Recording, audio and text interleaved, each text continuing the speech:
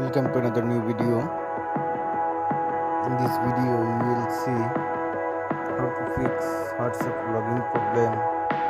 Please full complete the process.